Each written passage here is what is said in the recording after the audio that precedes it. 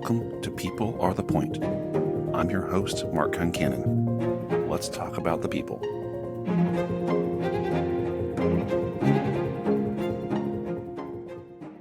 Hello, I'm Mark Concannon, your host for People Are the Point. Join me today as Brittney Bryson and I talk a little bit about family, business, being parents, and living in Texas. Thank you for making the time to join us today. Enjoy the show. Well, Brittney, thank you for joining me today. It's a pleasure, Mark. I appreciate the opportunity. Where are you joining us from today? I'm in McKinney, Texas. McKinney, yes. I am. I'm here in my home office and happy to be here. It actually feels like fall, but a little chilly, but the sun is out. It's gorgeous. That's great. Well, you've always been local to the sort of Dallas metro area. Is that true? Born and raised. Amazing. Do you have your obligatory cowboy hat and cowboy boots? You know I do. Absolutely. A few cowboy boots, actually.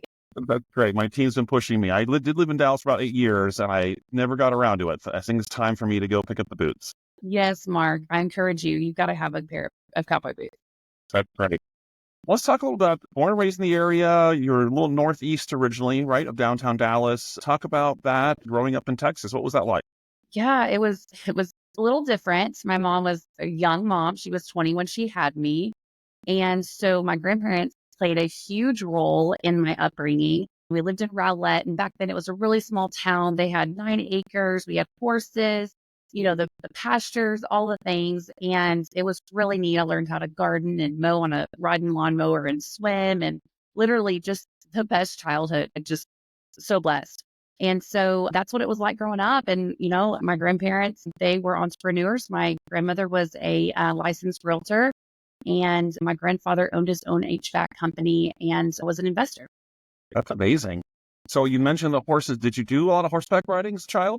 A little bit. My grandparents wanted me to show horses and do the barrel racing and do all that, but I was more of the city girl. I enjoyed dabbling in the country, but not all in.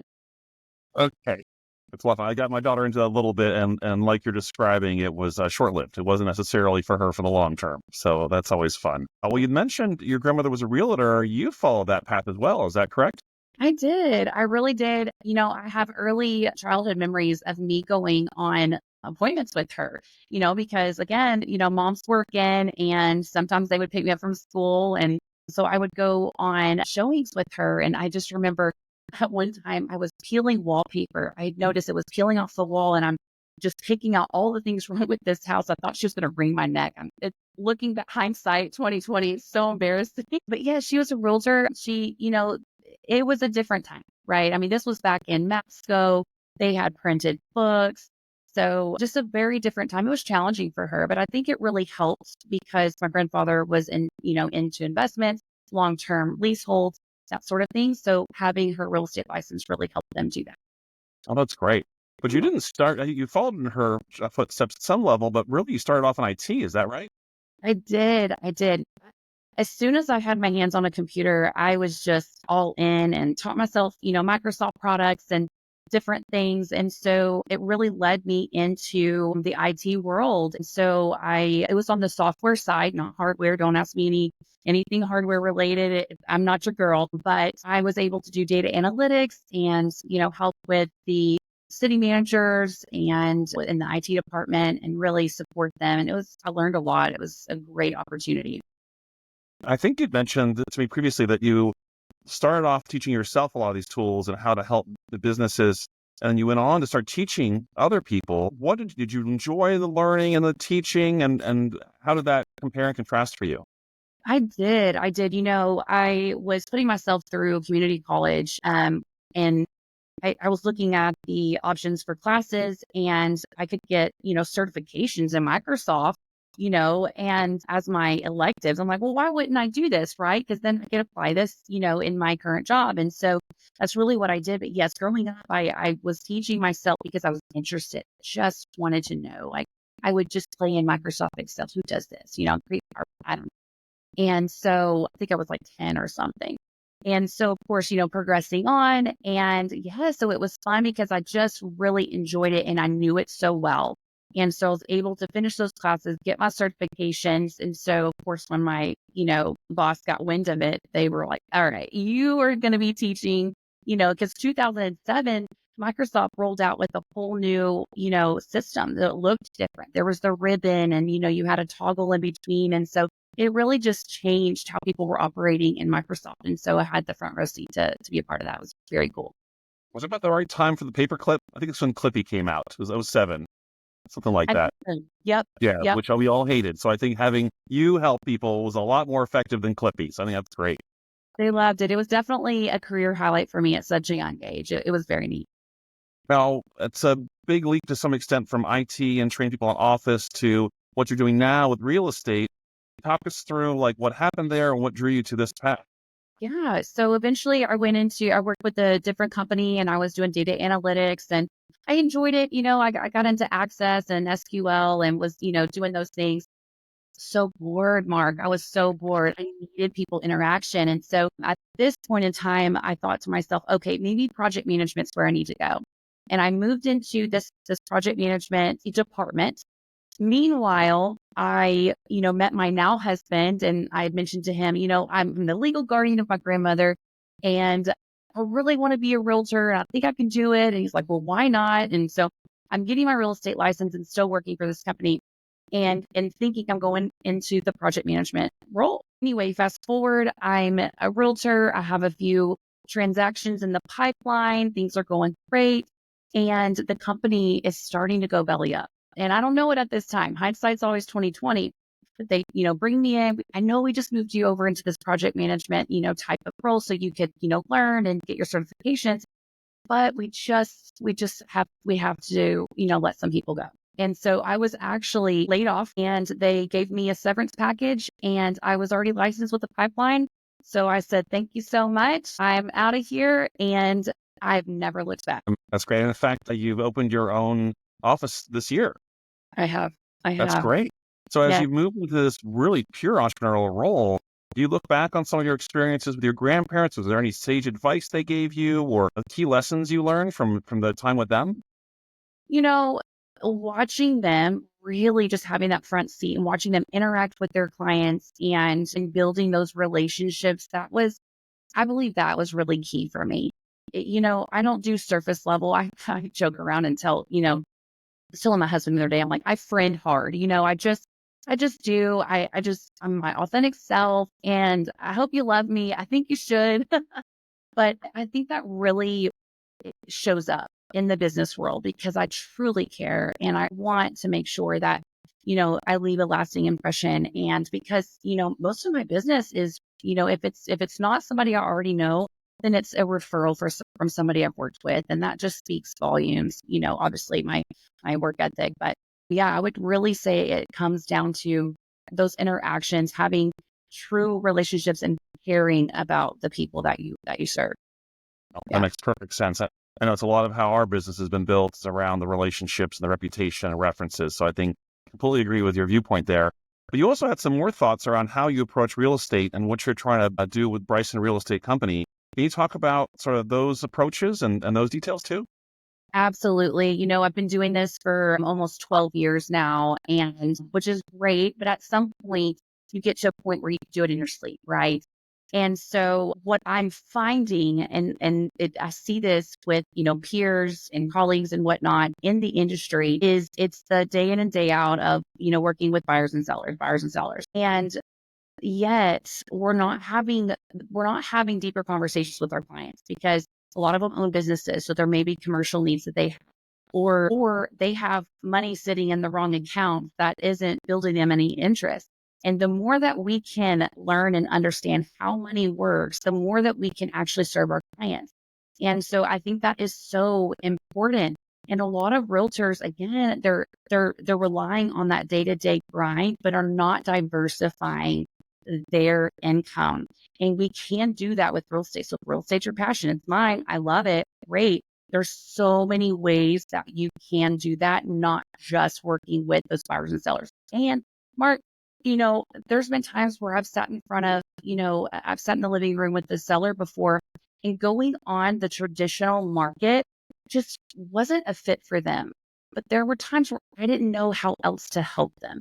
They didn't want to get their house on the market and do all of those things. And yet I didn't really have a way to help them the way that they needed me to. And so really diversifying, educating our realtors and really, giving them some tools that they can leverage to be able to do that. I think is important and will definitely set us apart from the competition. Interesting. So you mentioned that sometimes they don't want to go on to sort of the standard market. Can you give an example of an alternative, like how they might approach a different way of going about it?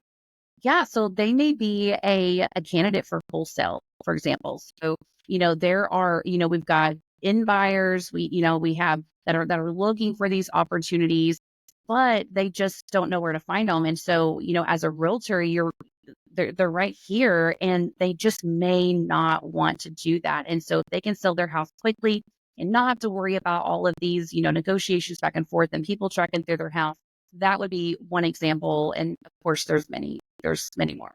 Yeah. Yeah. So as an entrepreneur, obviously a big piece of what we face every day is making sure we stay motivated, stay organized and efficient, don't get distracted, by the squirrels that are the fancy new thing. Talk to me a little bit of your approach to that. How do you stay, directed and purposeful in your life and your business? I really appreciate that question. And Mark, I'm still growing and learning, right? It's not every day is perfect, that is for sure. But really it's carving out that time management and they have actually started lists. I know this sounds so basic and so cheesy, but if I do not do this, I just cannot keep it together. I have two different lists. I have my must do list today. So today, and I write it down. And then I have another list. It's just a running, growing list because what I tend to do is think of all these things in the back of my head and it distracts me. And as soon as I, do something else, I'm like, oh yeah, I meant to do this. And instead, if I can just dump it over into this other list, know it's there. So I don't have to think about it anymore. So I'm not going to forget about it. It's there.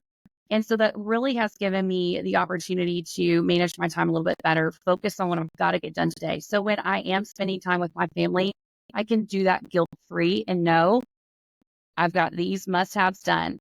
And then when I do have free time, great, I'll go back to my other list of, other things, whether I can leverage that out, with an assistant or whatnot, or if it's just things I need to get to at a different time. So that's been really big because, you know, we, like you said, especially with family, I get a phone call from a client or a text here and a text there, but I can do that and feel content with not taking those calls, knowing that I've done what I needed to do for that day. So making sure the minimum requirements are all met that keeps things on track and then extra time. But along the extra time track, sometimes we don't find any extra time, so those things will stay on the side. Yeah. But for your personal life, are there certain hobbies or passions that you tend to gravitate towards when you have the personal time to take?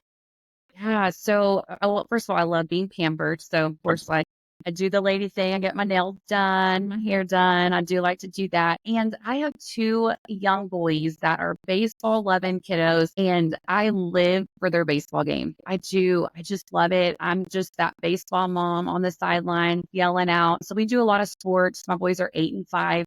So that's a lot of fun. Of course, going to their practices. And my husband and I, we do our best to stay purposeful and have those date nights. And so that's a good time. And of course, family is important. My mom, I'm so grateful. She lives in my neighborhood. So we try to get together and be purposeful in our time together as well. Great. And so I think maybe you hinted at this a little bit. What are some of the things that you drive into managing your day to balance those values, right? So work's obviously important. It's something you're passionate about, but family, like you just mentioned, really important. How do you see those mix or how do you balance those parts? Yeah, as far as mixing goes, like being at the baseball games and like meeting other parents, like for example, we actually just hosted on Sunday, we hosted the end of season baseball party. The boys went undefeated. They won the championship. And so we're like, we're going to host this party. And so it was so great to be able to open our home to 13 other families. The house was packed. And it was such a great time that we were able to really do that. And at the same time, it gives it gives it gives these other parents an opportunity to really see me in my element and remind them that, I am a realtor, I am a broker, and I own my own business. And so it's just like a gentle nudge of this is what I do for a living, and I can still love on them and get to know them on a more intimate level.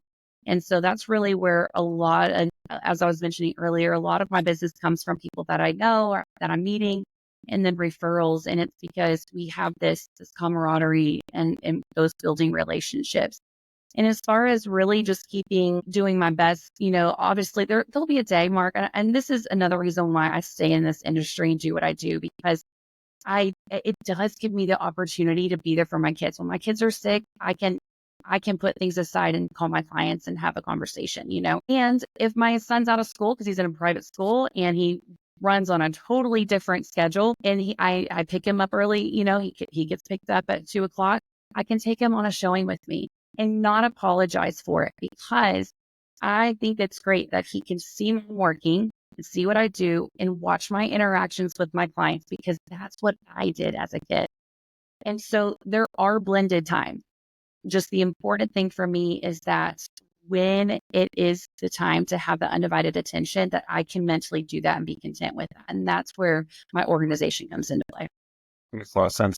And do you feel like, I don't know, I feel like COVID and the pandemic really shifted our general societal acceptance of work and life is one circle, which I think is really healthy. So I think you've seen that too. Do you feel like it changed a lot after COVID, or do you think you were able to do these things without concern beforehand too? And it could have been too, because my kids were younger at that time, but and I wanted to say this, I'm so glad you brought this up, because I felt like I would apologize if I'm sorry, I'm sorry because my kid this and my kid that. And when I just unapologetically, I can bring my kid, because yes, I do think that just businesses in general and consumer expectations have lowered in that sense. You can call customer service, you're calling your bank, it's customer service, and sometimes you hear the vacuum in the background, or a kid in the background, right? Because a lot of people work. And so, yes, absolutely. I do believe that just people are more accepting, and it's humanized us. At the end of the day, we're still humans and we still have a family. Yeah. And we can work hard and give a lot to the job, but still make sure our family is a priority too. No, I completely agree. Absolutely. So with your grandfather, with the HVAC space that he was in primarily, you said also it sounds like he did some investing in the real estate space as well. Yeah. What kind of drew him to that specific sort of trade versus something else, maybe? As far as him investing, or you're talking about the HVAC trade? The HVAC side of things, like being Well, in a trade. he was formerly in the military, and and gosh, this is a mom question, because I just cannot remember why he chose HVAC over anything else, but I knew what was important to him was owning his own business and really building that enterprise. And he did it so well. He was so well known. It was really neat, because anytime that we would go pick up supplies, Train, the company Train, like the Train HVAC, and so we would go and pick up a bunch of products and whatnot, and just even how just they would treat him, even at the dealership, picking up a car or buying a car, it was just everybody knew Walter. And so I loved that. And so I wanted to make people feel the way that he was making people feel, if that makes sense. So I don't know, but he did it really well. I'm not quite sure exactly why he went into HVAC, but it suited him very well. Entrepreneurship was the priority. That's really great. So now you said 5-year-old and 8-year-old. I've got an 11-year-old. So I know, we're all as parents thinking about how are we as role models? What are the things we do different than our parents did? How can we encourage them to be themselves and their own little great person? But do you find yourself wanting to say, hey, but you should think about entrepreneurship and you should be working, do you try to steer them this direction, or do you more, hey, be an artist if you want? What are your thoughts about that? Okay, so it's so funny you say this, Mark. It's like we've known each other for years. So my oldest son, he's my artsy kid, okay? He just is. And he also has ADHD and dyslexia. He has some learning differences. And so I've learned so much just being his mom. It's been an adventure. He is my kid that just isn't going to sit still, probably not going to be the greatest employee. 100% is going to own his own business one day and just knock it out of the park. So, it's just kids just don't fit inside of a box, and that's okay.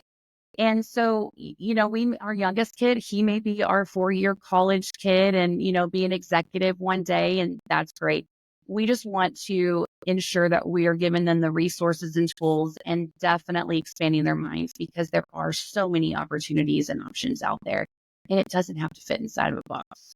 Yeah. And the world gets bigger every day. I heard a Yeah. stat recently that's like 56% of all people in America between the ages of, like, I think 18 and 25, they want the professional job to be an influencer. Like, okay, well, you can't all be influencers, right? So it is a lot more open. That is a real job now, as opposed to, back when we were younger and the only way you were really influencer was you're hired as a model to be on a magazine, right? So the world's really shifted and opened up a lot, which is exciting. But I also like that the classic position and work path still exists and has value, right? I Yeah. think there's some challenges there around education we need to address the country, but I think we still have that path too, which is great. So really quickly on the personal side, you're in Dallas, you've been there for a long time. Do you have any barbecue tips for me when I'm down there next time? Yes. So Hutchins Barbecue is in McKinney. You definitely have to go. So good. And Local Yokel. If you haven't been to Local Yokel, I'm probably going to get in trouble for saying this. It's almost like your bougie barbecue. So Okay. you only got to get just some barbecue there. And if you're asking me how to make barbecue, I'm out. Sorry. That's okay. We'll fry up some bacon for you, Mark, anytime. But barbecue, I don't know. I Yeah, just eat. I hear you. Yeah, my fried chicken recipe at home was a Texas recipe. So fried chicken I can do, but I'm with you. I don't know how to do the barbecue either. Yeah. Although I do like McKinney and Sugar Bacon, that restaurant. They do a great job. Okay. Well, if you like McKinney Sugar Bacon, you definitely got to try out the Local Yokel. I'll have to go check that out. Anything else you'd like to share with our audience before we wrap up? Mark, other than just right now, what's happening in the market, we are just under 4 months of supply in Denton, Collin, and Dallas County. So it's a pretty healthy, stable market for the most part. I know we've heard different things, but I'm telling you, that's the data, that's the facts, and I can't change it. We are also looking at a increase in median sales price for Collin County year over year at 1%. We had 3% in Dallas County year over year, and Denton County had an 8% median sales price increase year over year. That's Wow. incredible. So if you are hearing that the market's just total trash, it's not true. We are still gaining that equity. It's just stabling out a little bit with those months' supply. And we're seeing the Fed continue to cut rates, which should make it easier for buyers. Although we are still seeing the mortgage rate stay stable from what I'm hearing. Do you think we'll see that come down as the Fed keeps cutting? Well, as you know, data and trends are my background. And so what I'm seeing, and this is just, again, trend lines, for our month supply right now, we are at about where we were in 2019. And so that was right before COVID. And remember how things just changed and we just had an election, Mark. So I do believe that interest rates will be coming down come spring. We'll see. How far? I don't know. I don't know. And I will say that overall, people should not be too concerned about the real estate market, especially in the DFW area. Oh, no, it's been growing gangbusters for years. More and more companies keep coming to Dallas and the Dallas area, bringing a lot of opportunity. Makes sense. Well, Brittney, thank you very much for the time today. I really appreciate us getting the chance to talk. Thank you so much for the opportunity, Mark. It was so nice to see you. Nice to talk to you too. Thank you.